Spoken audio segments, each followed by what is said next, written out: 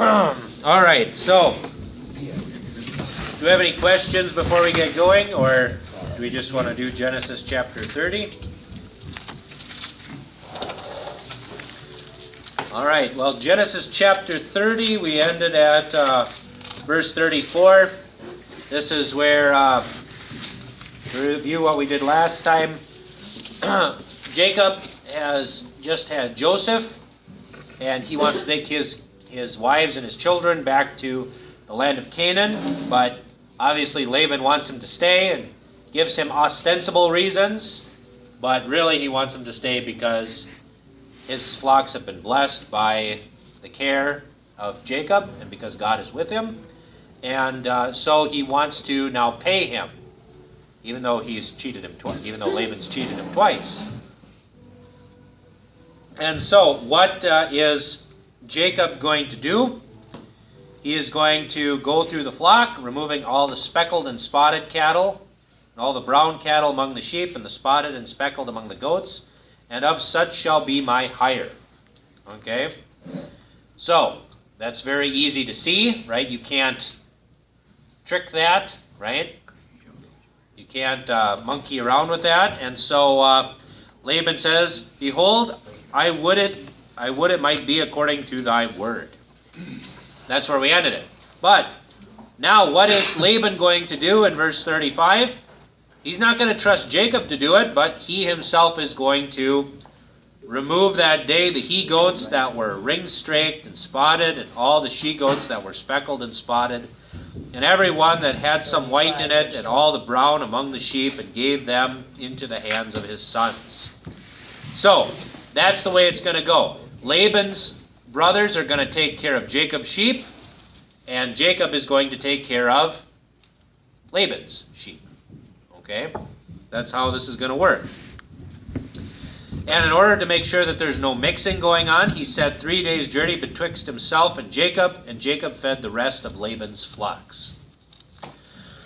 So what does Jacob now do? How is he going to monkey with this situation? Well, listen to what he does. "And Jacob took him rods of green poplar, and of the hazel and chestnut trees, and pilled white streaks in them, and made the white appear which was in the rods. And he set the rods which he had pilled before the flocks in the gutters of the watering troughs, when the flocks came to drink, and when they should conceive when they came to drink. And the flocks conceived before the rods, and brought forth cattle ring-straked, speckled, and spotted." So what this did is somehow, and I'm not sure how, but these poplar rods that he had straked bring forth spotted and straked and ring-straked cattle. Now whether this is a prayer before the Lord, I don't know. You're talking, it's doing that to Laban's? Oh, yep, yeah. That's what he's doing to Laban's. Because he's tending Laban's. Yeah. Oh, okay. So whether this is a prayer before the Lord that he would bring forth these ring-straked and striped and spotted sheep, or whether this is some sort of a talisman or whatever, I'm not 100% sure. But whatever he does with these rods, it works, right? Because then cattle and the he-goats and the she-goats are ring-straked, speckled, and spotted. So here he is tending Laban's sheep, which are supposed to be all solid white, right? And here they're bringing forth offspring, which will be Jacob's, right? Now, there must have been some deal that these flocks would come together once in a while, right? So that way, if Jacob's flocks would have solid color animals, you could do the exchange, okay?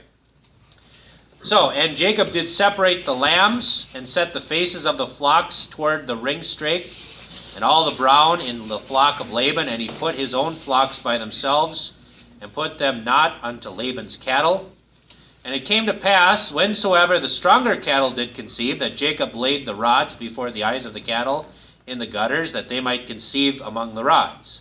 But when the cattle were feeble, he put them not in, so the feeblers were Laban's, and the strongers Jacob's. So, here we see too, Once again, he's kind of playing the system, right? But the stronger cattle, they conceive, and they're going to be Jacob's. The weaker ones are going to be Laban's, right? So Laban is definitely getting the short end of the stick, so to speak. Well, he got a taste of his own medicine, you know? Indeed, he did. And so this is what happens for the next 6 years. And that Jacob now is becoming more and more wealthy, and Laban is becoming feebler and feebler and feebler. But, this is a just punishment for someone whose avarice took advantage of someone who's supposed to be his flesh and bone. Right? He got an extra 7 years of work out of Jacob because he deceived him with regard to Leah. Right? So, here we see that this is a just punishment. That God is now blessing Jacob as he promised to bless him, and he's also decimating Laban's wealth because Laban is wicked, right? Doesn't this go back to what the promise was that God spoke to Abraham? Those who bless you, I will bless, and those who curse you, I will curse, right? So that's what we see here, is that over the next 6 years, Jacob increases exceedingly. And what does that usually do? If you have a meteoric rise, what do people do when you do well? Jealous. Yes, they're jealous. They're envious, right? Because Laban doesn't like to be taken for a ride. Okay? And Jacob heard the words of Laban's sons, saying, Jacob hath taken away all that was our father's, and of that which was our father's hath he gotten all this glory. So, they're complaining, which obviously they've been talking to dear old dad, right? And they're seeing their inheritance be sucked away, right? And so, and rather than saying that this is the work of God or of Jacob's hard work, they're like, well, he's just stealing what's good old dad's, right? Which is the way it's always been, right? Because what did he do at the beginning? He said, of this deal, right, between him and Laban, he made it very clear, okay, the straight-colored ones are yours, the speckled, spotted ones, and that are mine, and the ring-streaked ones. And he says, so shall my righteousness answer for me in time to come, when it shall come for my hire before thy face, right? That his righteousness, he did this deal precisely so that Laban and his sons could not accuse him of stealing from their father. And yet, despite all these things, they're still accusing him of stealing. And this is the way greedy people, avaricious people, covetous people act, right? They don't care about the rules. They only care about the rules when it benefits them, right? But if it doesn't go their way, then it's, well, they stole from me, right? Which is the way the world works, right? Unfortunately, that no one can be content with what God has given them and enjoy the things that God has given them, but there's always grumbling going on. Either we're greedy for more, or we are against the people who have more, which we see today. Which is why I've never seen people so upset about tax cuts that are going to benefit them. And yet, it's so.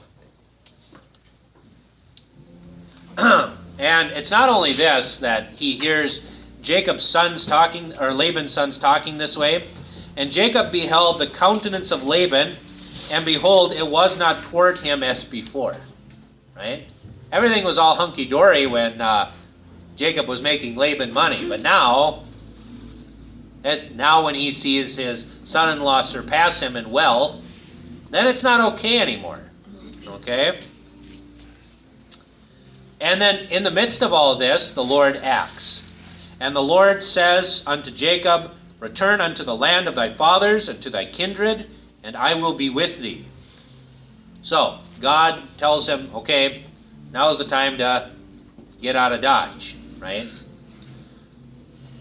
And Jacob sent and called to Rachel and Leah and to the field unto his flock. So he gets them away from the tents, because what happens in the tents? People are listening, right? And I'm sure Laban has spies among the servants. And you know how servants are. They talk and gossip, right? The tents were like Dudleys of the ancient world. Where you just sit and, gossip about things. And he doesn't want word getting back to Laban, right? And to Laban's sons. And said unto them, I see your father's countenance, that it is not toward me as before, but the God of my father has been with me. So to whom does Jacob attribute his wealth? To God, right?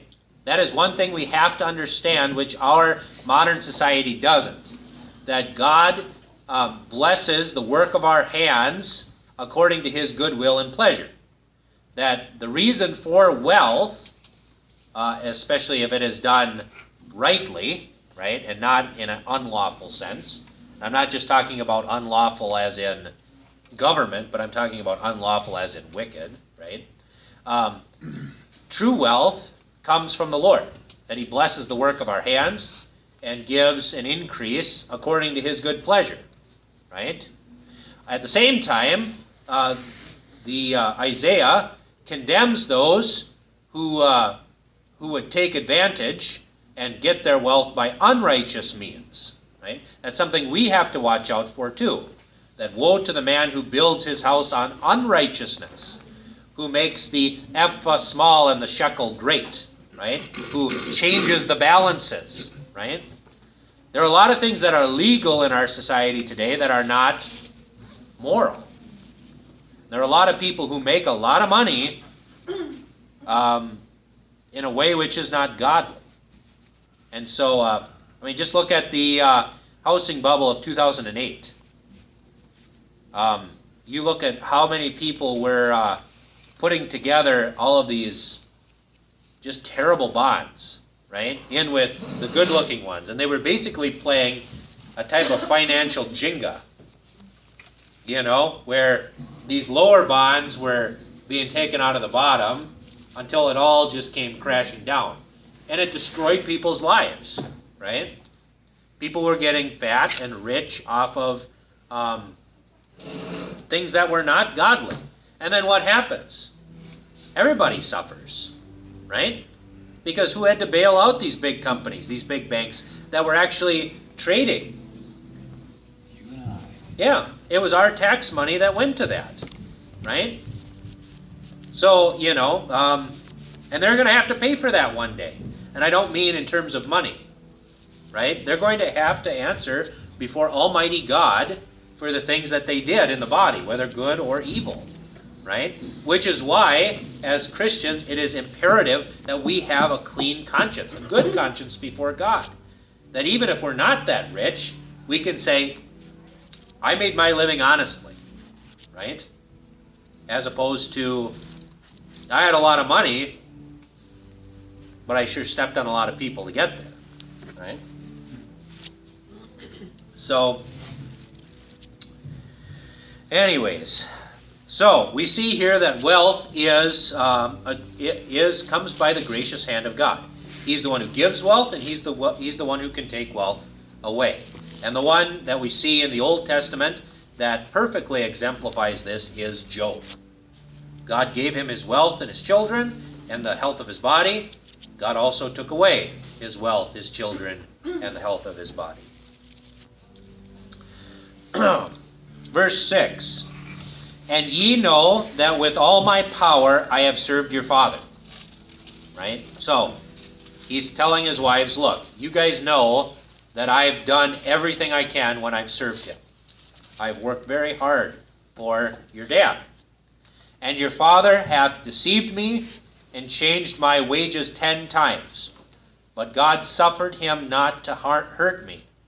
So, obviously he's talking about, Rachel and Leah, besides probably other things. 10 times there is not talking about 10 actual times, but 10 is a number of completeness, right? That this guy's deceived me a lot, right? But God has protected me. God has not let him harm me. Verse 8. If he said thus, the speckled shall be thy wages, then all the cattle bear speckled, right? And if he said thus, the ring-straked shall be thy hire, then bear all the cattle ring-straked. Thus God hath taken away the cattle of your father and given them to me. And it came to pass at the time that the cattle conceived that I lifted up mine eyes, and saw in a dream, and behold, the rams which leaped upon the cattle were ring-straked, speckled, and grizzled. And the angel of God spoke unto me in a dream, saying, Jacob. And I said, Here am I. And he said, Lift up now thine eyes, and see all the rams which leap upon the cattle are ring-straked, speckled, and grizzled. For I have seen all that Laban doeth unto thee. I am the God of Bethel. Remember, Bethel is the place where the ladder to heaven was. Where thou anointest the pillar, and where thou vowest a vow unto me. Now arise, get thee out from this land, and return unto the land of thy kindred. So, here we get an expansion of the dream that Jacob had. And he's telling his wives, as is right. Now, what do his wives say about this? And Rachel and Leah answered and said unto him, Is there yet any portion or inheritance for us in our father's house? Are we not counted of him strangers? For he hath sold us, and hath quite devoured also our money. So how do they feel about their dad? Not very complimentary. Right, it's not very good. I mean, basically he says, look. He treated them like property. Right, he treated them like chattel, that he sold them, right? And that, not only that, but the only reason for staying around anymore is the inheritance, and he doesn't have any of that anymore either. So, I mean, it's not a very good family relationship, if you know what I mean. For all the riches which God hath taken from our father, that is ours, and our children's. Now then, whatsoever God hath said unto thee, do. Right? So they recognize too that God has taken all of the money and all of the wealth from Laban and given it to Jacob and to them and to their children. And so if God has said do something, do it. Then Jacob rose up and set his sons and his wives upon camels, and he carried away all his cattle and all his goods which he had gotten, the cattle of his getting which he had gotten in Padam Aram, for to go to Isaac his father in the land of Canaan. So his father now, if I remember right, his father was 143 when he blessed Jacob. And and after 20 years, he would be 163. He's going to live to be 180 years old. Okay? Jacob now is about 90. Okay? Since he was 70 when he left home. Okay? So, they're spring chickens, right? So obviously we see here that they're very, they're very hale and hearty people, which, we're not anymore. So what do they wait for? Because, Laban is kind of a sucker, right? So now they're going to wait for him to be gone, right? And Laban went to shear his sheep, and Rachel had stolen the images that were her father's. Okay, so they do it at a time when Laban's going to be away from home so they can catch him unawares. And Rachel does something interesting here. She steals the images that were her father's. Now remember, the house of Terah, they worshipped idols, right? And these images are idols. They're little images, as what the Romans would have called pententes. They were household gods that would bring luck and prosperity in the home. So we see here that the faith of this section of the Old Testament church is definitely spoiled, right? They believe in the God of Abraham and the God of Nahor, but they have other real problems, right? Just for luck. Right. So is it Just like, in case, Yeah. right? is it like good luck charms today? No, these would actually be gods, idols. So they prayed to them kind of, Yep. or used them as, Probably fed them. It's fed them. yeah. Well, it's kind of like you see in a lot of Christianized Europe, where they used to put out bowls of milk for the little people. You know, in order to get a good harvest and that sort of thing. So you see that in places like Ireland, For the little people, like the little items. like gnomes, sprites, household spirits. So those practices continued for a long, long time after they were supposedly Christianized. So basically, they're gods, and the elves too. So, for example, in Ireland, those the little people are those who live under the hill, right? The Dan, right? And these were originally the gods of Ireland, and then as they became more and more Christianized, couldn't say they were gods anymore, so they kind of got downgraded. But yeah, in order to get favor from these, you would leave out a bowl of milk or a hot a loaf of bread or that sort of thing, right? Because you had to placate these spirits in order to keep things running, right? So, yeah, I mean, if you do a little, if you do just even a little Googling, you can find these things. I mean, it's amazing the paganism that still adheres, like for example, even today, even a lot of our Halloween rites, they're meant to scare away evil spirits, right? That's why people dress up, or they carve pumpkins, right? They kind of put a Christian veneer on it, It has nothing to do with All Saints Day, but, so, the end on that, I guess. So I don't know what else to say about that, but yeah, I mean, you still see it today. Knocking on wood, right? Same kind of nonsense, right? So here we see that these pententes, these images are, they're not the true God, but they are gods, and they are there for prosperity, right? So basically, okay, yeah.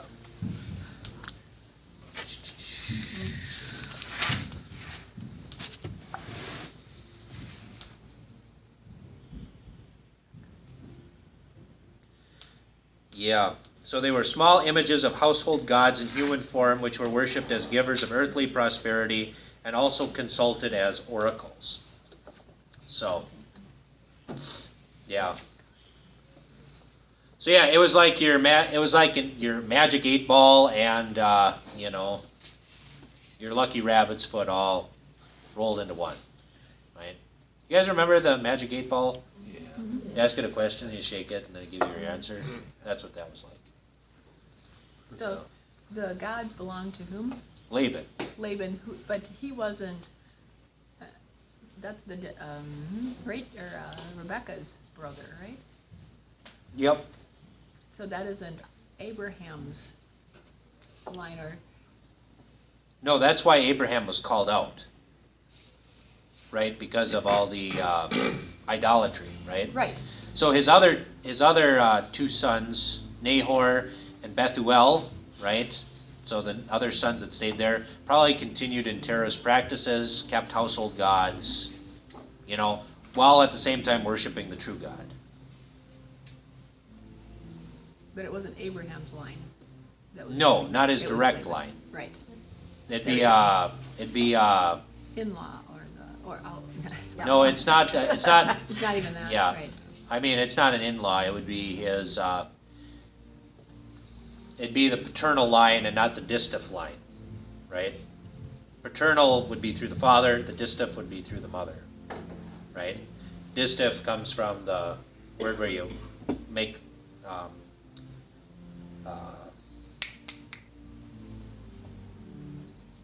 out of wool, you make string. The distaff Card, is yeah. Spinning? spinning, right? The distaff is something you use for spinning. And you make, and it's, because spinning is usually traditionally considered to be woman's work, and so the distaff line would be through the mother, right? So, now you learned something new. So, but yeah, it would be, this is all Abraham's family through his father, right? His brothers, Haran and Nahor.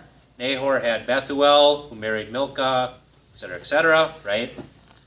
So, and Haran had Lot, who is now,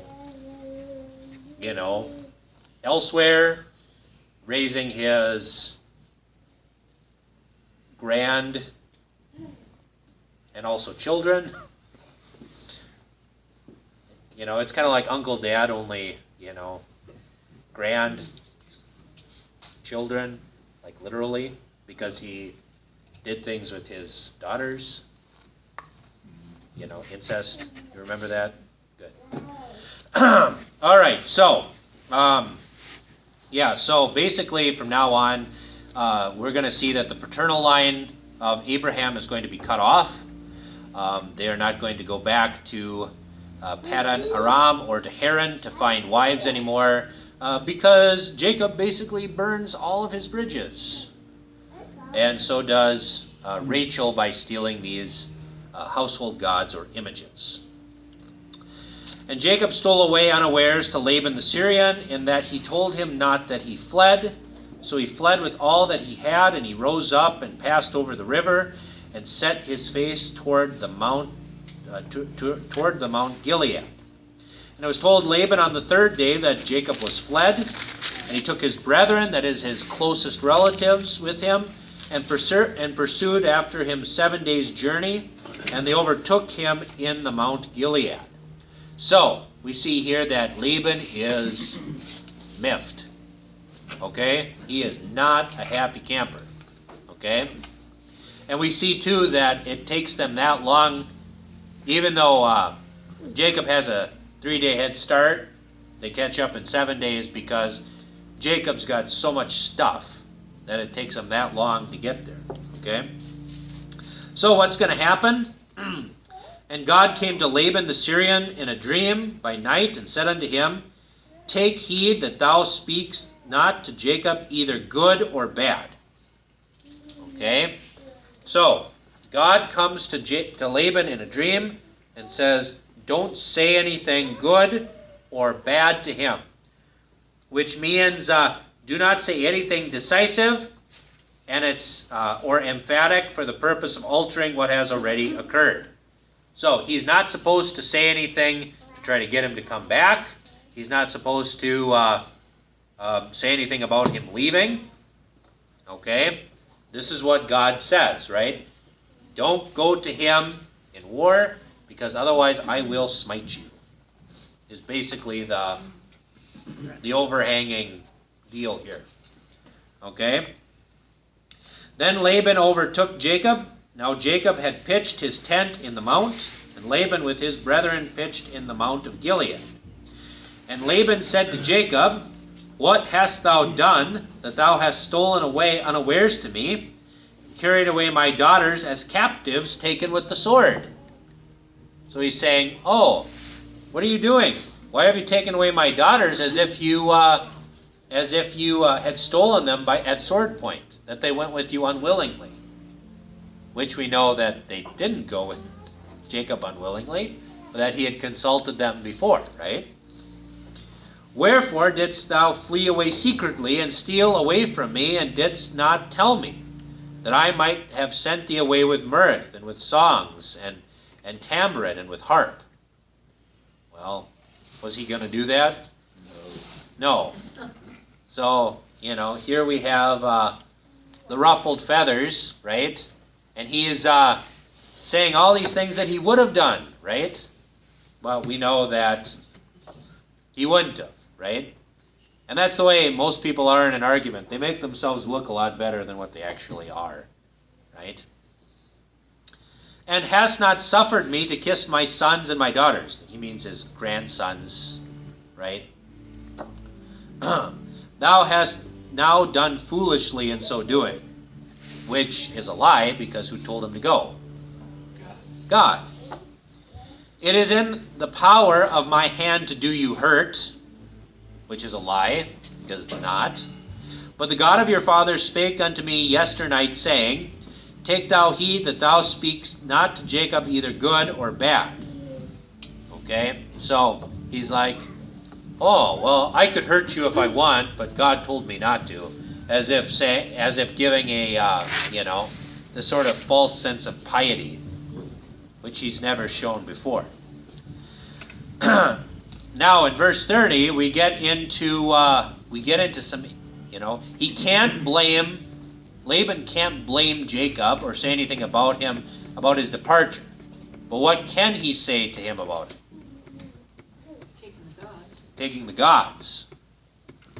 And now, though thou wouldst needs be gone, because thou sore longest after thy father's house, yet wherefore hast thou stolen my gods? So here we see that he's going to try and blame Jacob for whatever he can blame Jacob for, right? He's going to blame him for taking his pententes, his tephilim, his images, his little gods, who obviously weren't very good at giving him prosperity or for giving oracles about Jacob leaving, right? And Jacob answered and said to Laban, giving a, and here he's actually very calm, right? And very deferential. He gives a reason for why he left secretly. Because I was afraid, for I said, Peradventure thou wouldst take by force thy daughters from me. With whomsoever thou findest thy gods, let him not live. Before our brethren discern thou what is thine with me, and take it to thee. So he says, look, okay, if we find somebody with the household, with your household gods in their tent, that person's not going to live. And if there's anything of mine that is actually yours, and that's why he did the whole spotted, speckled, ring-straked, etc., right? So that when this eventuality would happen, right, he would be able to say, okay, that's Laban's, that's mine, right? For Jacob knew not that Rachel had stolen them. And Laban went into Jacob's tent. Of course, he's going to start in Jacob's tent, right? And into Leah's tent, and into the two maidservants' tents, but he found them not. Then went he out of Leah's tent and entered into Rachel's tent. Now Rachel had taken the images and put them in the camel's furniture and sat upon them. Okay, so she basically put her hindquarters on something that's supposed to be holy. So does she think that these things are holy? Obviously not, because you don't, it'd be like, sitting on a cross, right? On a crucifix, or on the or putting your butt on the altar, right? You just don't do it. And Laban searched all the tent, but found them not. And she said to her father, Let it not displease my lord that I cannot rise up before thee, for the custom of women is upon me. Which means she is menstruating, right? Which, even in ancient cultures, was a sign of uncleanness, right? So not only is she putting her hindquarters on these household